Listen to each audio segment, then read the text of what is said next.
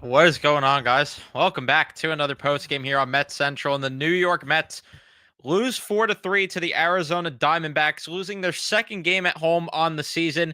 So, in all reality, right, we shouldn't be annoyed. We shouldn't overreact, if you will, here. No, we shouldn't. Obviously not. But I am rubbed just the wrong way with how Carlos Mendoza managed this game. I am rubbed the wrong way with the fact that the offense couldn't break through in the timely moment. I am very infuriated with Ryan Stanek and the way that he was throwing the baseball. So we got a lot to get into. There's a lot to unpack, honestly, with this loss. Even though it was a 4-3 loss, you would think not a lot happened. A lot did happen. So we're going to talk about it. Leave a like on your way into the post game show, or if you're watching on replay, subscribe. If you guys are new to the channel, especially if you're Met fans, and turn on your notifications so you know when we upload or go live here on Met Central. I'm sorry. This is one of those losses where it's just it's a really annoying loss is what I'm trying to say. This was such an annoying loss because in that first inning, Brosban starts this game. He gets a 1-2-3 inning, getting 2 strikeouts. Great. The bottom of the first inning, Lindor gets a leadoff double. Juan Soto lines out. Alonso with a walk. Vientos then with a walk. Bases loaded, 1 out. And then you have Marte strikeout and Jeff McNeil swinging at the first pitch, not doing any damage, grounding out. Okay. I mean, you had Burns on the ropes. Could you please get in a run there? No? All right. Brosabon, he allowed a walk to Naylor in the second inning. Outside of that, fine. Bottom of the second inning, Tyrone Taylor had a single. Outside of that, not much happened. Then Brandon Waddell comes in, and I got to say, very, very impressed with Brandon Waddell. Like, as good as you could have got from a guy that none of us had any expectations for. And in that first inning that he threw, only allowed a single, worked out of a mini jam there, if you even want to call it a jam. I really loved his breaking stuff. I thought his changeup was really good, honestly. Like, I really liked it. And I also did like his sweeper, even though he didn't throw many of them. I at least don't think he did. I'll get the exact stats there, but I really liked a lot of the breaking stuff from him. It was just kind of more the fastball that did scare me a little bit because there was a couple of hard hit balls here and there. But I mean, yeah, I would have liked him to throw the changeup a little more. Not gonna lie. Bottom of the third, though, after 2 outs, Mark Vientos ends up getting a home run to make it a 1-0 game. All right, fourth inning, a little bit of trouble for Waddell. Works out of it. He allowed 2 singles with 2 outs, but again, gets out of it. The bottom of the fourth inning, you get the leadoff walk from McNeil, and then nothing else happens. Top of the fifth, 1-2-3 inning again. Bottom of the fifth inning. This one was annoying as well because, again, they kept getting Corbin Burns on the ropes. They just could not get him out of the game.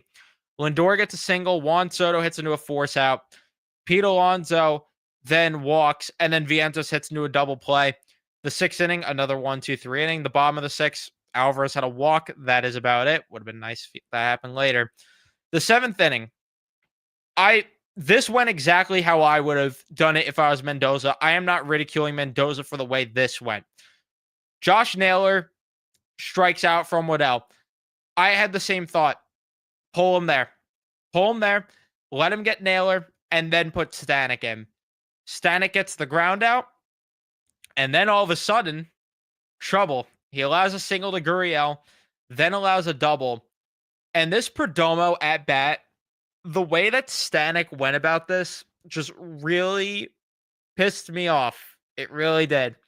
So he throws 4 straight fastballs to Perdomo.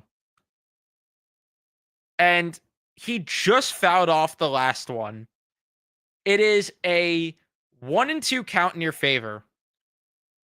Why are you going back to the fastball? And more specifically, why are you throwing it right down the middle of the plate? Maybe it's just me. Maybe I'm crazy. But why not throw the slider? Why not throw the splitter when you have one of the best splitters in the game to try and get him to chase, see if he lays off? Why give him a pitch to hit there when he just fouled your four seam? To me, that made absolutely no sense there. It ends up resulting in a single that made it 2-1. He gets out of it as Tyrone Taylor makes another just really good grab out in center field.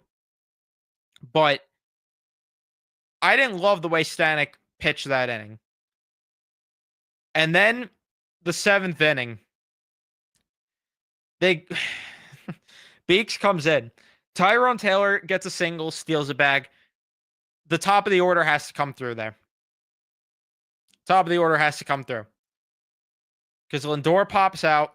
Juan Soto flies out. Alonso walks, and then Vientos strikes out. And the Vientos one, there was one pitch that was in the strike zone. That's what's annoying. That's what was really, really annoying. So again, you had them on the ropes. Get the big hit. Chris Davinsky comes in. And at that point, I had this thought in the 8th inning. In the 8th inning, I had this thought. Forget about the 9th, which we'll get to the 9th. In the 8th inning alone, when Davinsky comes in, I was thinking to myself, why? Why? Reed Garrett has not pitched in a bit. Why not go, or even Edwin Diaz against that part of the order? Why not go to one of those two when it's a 1-run game? He gets the first 2 outs, allows a double to Suarez, gets Naylor to ground out. I'm like, all right, you know what? Fine. You get an inning from him. I will shut up. Bottom of the 8th inning, Winker flies out as he came up the pinch hit, right move, and 103 off the bat. That one just stayed in the yard there as well. Jeff McNeil singles. Alvarez strikes out. Nimmo comes up the pinch hit. Right decision there from Mendoza, grounds out. But we get to the top of the 9th inning. For the life of me, for the absolute life of me, someone, tell me the justification for Davinsky to stay in the game in the top of the 9th inning. You tested your luck in the 8th inning. It worked. Fine. Then let it be. Let it be there. Diaz has not worked in a few days, and this is a guy that needs to work often to get in rhythm. We talked about that ad nauseum. Kranick and Garrett are good to go for tomorrow. And the most important part, the top of the order is due up the next inning. Why are you sticking with Davinsky in that spot and not going to Edwin Diaz? I'm sorry. It's April, and maybe I'm wrong for screaming about this decision, but why? Someone tell me the justification for that decision. Somebody please tell me. Because they want to save Diaz for tomorrow. I'm sorry, he can't pitch back-to-back days. Sorry, he can't. If Edwin Diaz is the only guy they are going to trust in these type of spots here, you're going to have more outcomes like this where you're trying to save Diaz for that one specific moment. Do you not trust Reed Garrett enough to where tomorrow, if you really need someone else to close, you can't just use Reed Garrett tomorrow? Diaz warmed up. Let him go in. I would rather at least see Diaz struggle and Mendoza make the right decision there versus what we got tonight where Davinsky came into that, or stayed in the game rather, in that inning. And even worse, why was there no hook on him and why was no one warming up? Like, Mendoza just waved the white flag in that spot there. In a 1-run game with the top of the order due up in the next inning, waving the white flag. After Moreno walked, and even more so after Gurriel doubled, pull him out. Pull him out. Why are you playing games? Why are you messing around there? He tried getting too cute. That's the problem. He tried getting too cute. And then 2 sacrifice flies, 4-1. And then I just knew it in my hearts of hearts. how the bottom of the ninth was going to go. I was slightly wrong because I said Soto Wiguez first at Citi Field to, of course, when they're down. Tyrone Taylor gets a leadoff home run. It's almost like if you put Edwin Diaz in, that would have tied the baseball game. Lindor and Soto draw walks. Alonso gets hit by a pitch after they got Justin Martinez out of the game. This is where I can't be mad entirely at Mendoza. You're down 4-2. You have bases loaded with nobody out. Somebody, anybody from the middle of that order, come through. Come through. And Mark Vientos strikes out.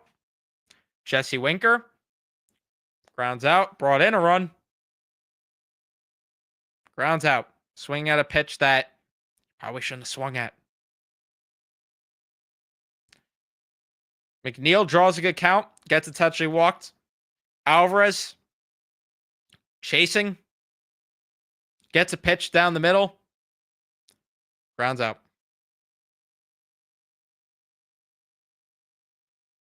In the grand scheme of things, because I want to make this clear, because I know that people are going to say, stop freaking out. It's one game. The grand scheme of things, will this game matter? Hopefully not. Probably not. Better not.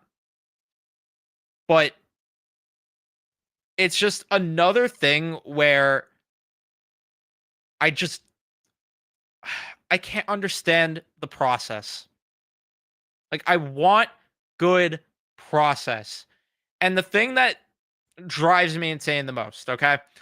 And it's April. Again, it could change. It could fix. It could be fixed. I want to make that clear. But the thing I'm having a hard time... What's the right word I want to use? The thing that I'm having a hard time getting over about a loss like this, in particular, is I had deja vu at points to the Dodgers series. What are you talking about? They got blown out in those games. I just mean they had opportunities to knock the elite pitcher out of the game with guys on base. They just couldn't get the big hit. And that was that. That's the problem that I have here, is that I don't want this to be the trend, because we've seen it this season as well. We've seen it at points. Again, 21 wins. Great, great, great. I'm not disputing that.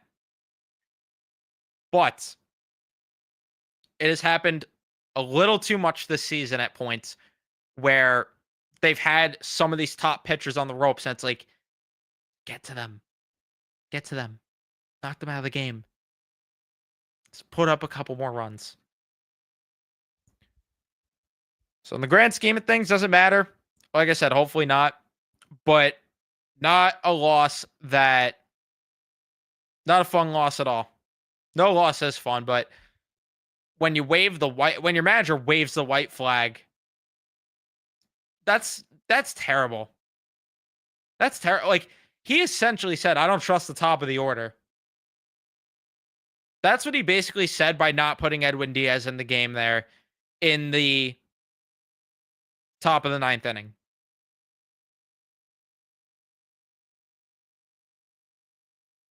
That's the issue I have here.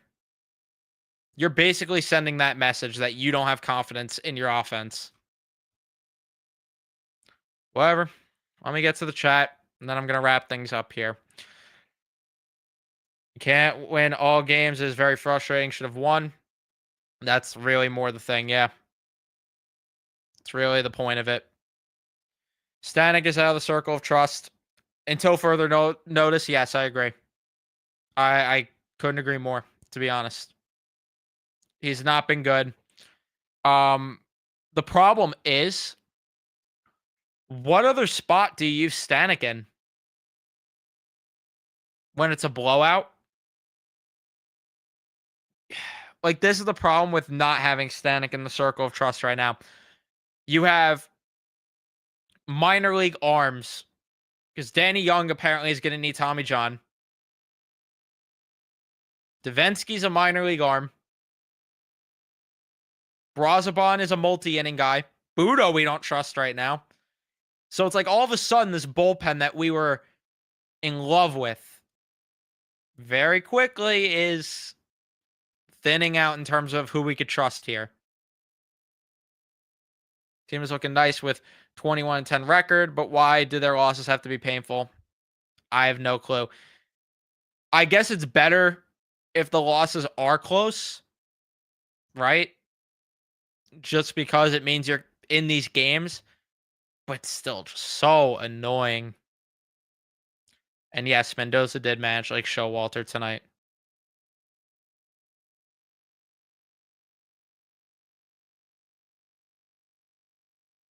Yep. This is really the point. The typical Mets tease we got. And they had the chances.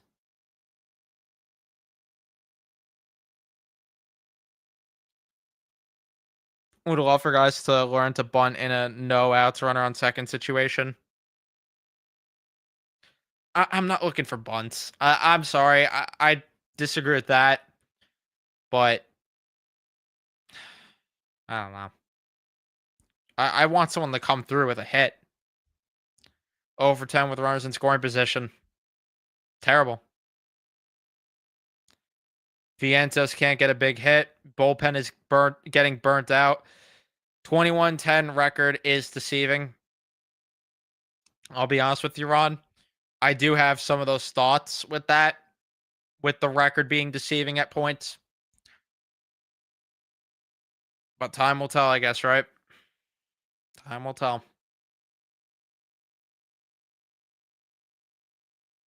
All right. I'm going to wrap things up here. Thank you for tuning in and watching. Leave a like if you enjoyed. Subscribe. Turn on your notifications so you know when I upload or go live. I'll see you guys in the next one.